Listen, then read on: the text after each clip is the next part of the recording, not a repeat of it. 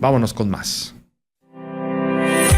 Mario Herrera Telles, abogado especialista en defensa legal y materia de impuestos, presenta Asesoría Fiscal.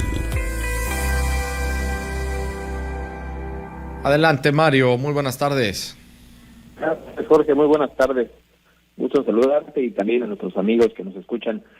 Jorge, pues continuamos con estos cambios en materia fiscal, la reforma que ya decíamos se publicó el día 7 de noviembre y que será vigente a partir del 1 de enero del 2026. Y hoy vamos a hablar de los cambios que hay en materia de garantías fiscales. Para dar un poco de contexto a nuestros amigos, esta modificación de la que vamos a hablar hoy tiene que ver solamente en el caso de contribuyentes que le deben al SAT cuando el SAT ya determinó un crédito, cuando el SAT ya impuso una multa, cuando el SAT determinó en una resolución que el contribuyente le debe y entonces el contribuyente tiene la obligación de pagar. En este escenario es cuando es relevante esto de las garantías fiscales. Una garantía fiscal, estimado Jorge, nos sirve a nosotros para demostrar a la autoridad que su interés fiscal, es decir, el crédito que se tiene que pagar ante las autoridades, ya se encuentra satisfecho al menos de forma superficial y sustantiva, pero que no es un cobro directo ni definitivo por parte del SAT.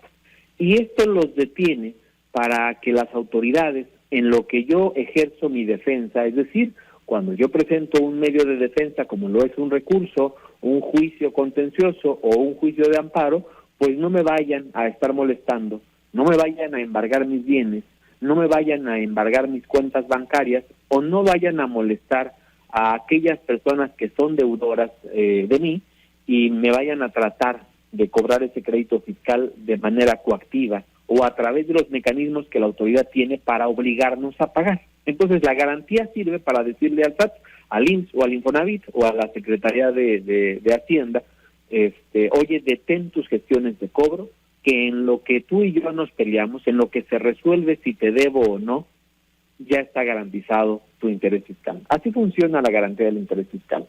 La reforma viene a modificar un poco la forma en que se hacen estas garantías, porque hasta el último día de diciembre de este año, el contribuyente podía elegir entre un catálogo de posibilidades la forma de garantizar. Pero a partir del 1 de enero del 2026 ya no queda a disposición del contribuyente la forma, es decir, la forma discrecional de elegir con qué te voy a garantizar, sino que el Código Fiscal de la Federación ahora impone un orden y dice que si el contribuyente quiere garantizar el interés fiscal, tiene que hacerlo en primer lugar mediante un billete de depósito ante instituciones financieras. Es decir, necesito que la caja suene, dice el Servicio de Administración Tributaria, para que yo detenga mis gestiones de cobro. Después señala un orden, y el orden es, por decirlo de manera sencilla, estimado Jorge, billete de depósito, después una carta de crédito autorizada por la Comisión Nacional Bancaria y de Valores, prenda o hipoteca de bienes, excepto predios rústicos, fianza ante institución autorizada, la obligación solidaria asumida por un tercero que demuestre y acredite solvencia, y por último, el embargo en la vía administrativa, es decir, el embargo documental de bienes. Ahora este es el orden que se tiene que seguir.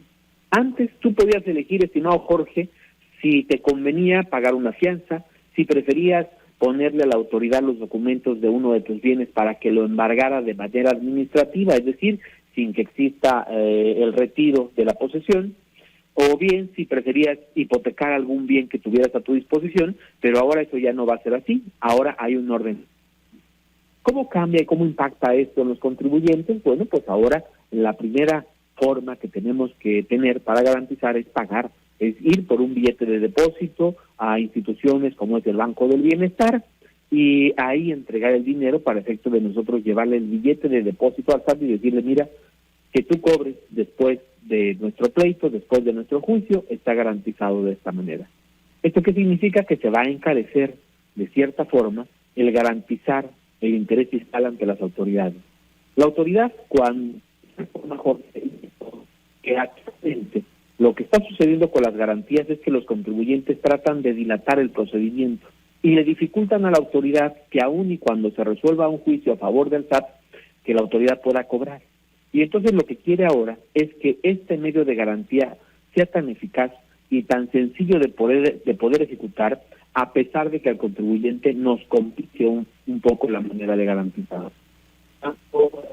Para mis clientes, estimado Jorge, en muchas ocasiones, incluso yo le señalo que a veces es mejor efectuar el pago del crédito, porque eso detiene las actualizaciones y los recargos. Pero no todas las personas que deben un crédito fiscal al SAT tienen la economía inmediata, la solvencia definitiva para poder enfrentar este pago. Y la ley, ahora reconociendo eso, de que no todas las personas tienen la economía, permite que tengas tú que acreditar que efectivamente tu capacidad económica te permite garantizar con un billete de depósito hasta tal monto.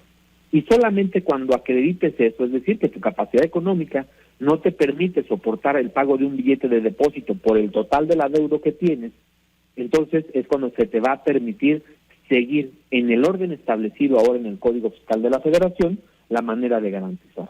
En resumen, estimado Jorge, en materia de garantías esto se va a complicar un poquito y por supuesto que vamos a necesitar una asesoría adecuada si queremos evitar que las autoridades, cuando elegimos defender nuestros derechos, no se vayan a ir directamente a cobrar de manera coactiva.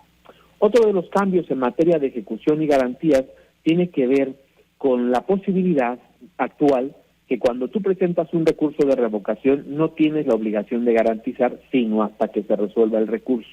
Y esto con motivo de la reforma fiscal 2026 se elimina. Ahora los contribuyentes que elijamos defender nuestros derechos mediante un recurso administrativo, es decir, un recurso que resuelve la misma autoridad, desde ese momento, desde el momento en que pasen los 30 días siguientes a la determinación del crédito, aunque optemos por defendernos por el recurso, tenemos que garantizar. Y la reforma solamente respeta esta liberación de garantía en el caso en que se trate de determinaciones del INSS o del Infonavit, casos en los cuales, Jorge, todavía continúa el beneficio de que no tenemos que garantizar de forma inmediata. Estas son dos reformas que nos impactan a todos, pero sobre todo a los contribuyentes que tienen adeudos con el SAT, con el INSS, con el Infonavit o con la CEFIPLAN, y será muy importante que lo tengamos en el radar, sobre todo si la autoridad pretende iniciar cobros a partir del próximo año. Este año todavía no tenemos por qué preocuparnos, por lo tanto, si tienen una garantía que ofrecer, tenemos que hacerla ahora, estimado Jorge. Así es, Mario. Y en ese sentido, ¿qué más se puede hacer? Es decir, ¿hasta dónde tenemos para poder llevar pues al 100% estos alcances? Pues mira, yo creo que lo importante cuando nosotros tenemos un crédito fiscal, lo primero es tener en cuenta que la misma ley establece que tenemos 30 días hábiles para pagar o garantizar. Si nosotros no vamos a defender nuestros derechos mediante algún juicio o algún recurso, pues entonces quiere decir que vamos a consentir el acto y estaremos obligados a pagar. Y la mejor sugerencia que podemos hacer a nuestros amigos es que desde este momento, antes de que transcurran los 30 días hábiles, podamos a empezar a identificar si tenemos la posibilidad de pagarlo en una sola exhibición. Si es así, hacernos de los beneficios que reconoce la ley, porque la ley reconoce beneficios de reducción de multas. La semana pasada hablábamos de un beneficio de reducción al 100% de las multas. Entonces, si estoy de acuerdo con el crédito y lo voy a pagar, pues al menos que me salga más económico. 2, si no voy a defender, Jorge, lo necesario es identificar cuáles son las formas de garantizar para efecto de reunir los requisitos. Porque si yo ofrezco la garantía, pero si no reúno los requisitos, la autoridad me puede rechazar y de manera inmediata comenzar con el cobro coactivo, es decir, con el embargo o secuestro de bienes, que en muchas ocasiones pone en riesgo a muchos negocios. Entonces, creo que el mejor consejo es estar bien asesorado una vez que la autoridad comienza con las gestiones de un acto que nos puede cobrar. Perfecto, Mario. Y bueno, pues para esto, expertos como ustedes, ¿dónde te pueden localizar? Con muchísimo gusto, estoy a sus órdenes al teléfono 6628-470839 o en mis redes sociales, Mario Herrera Telles, ahí tienen todos mis teléfonos de contacto y correos. Claro que sí, muchísimas gracias a Mario Herrera Telles con la asesoría fiscal. Fuerte abrazo. MH Legal, asesoría y defensa en materia fiscal y administrativa presentó La asesoría por Mario Herrera Telles.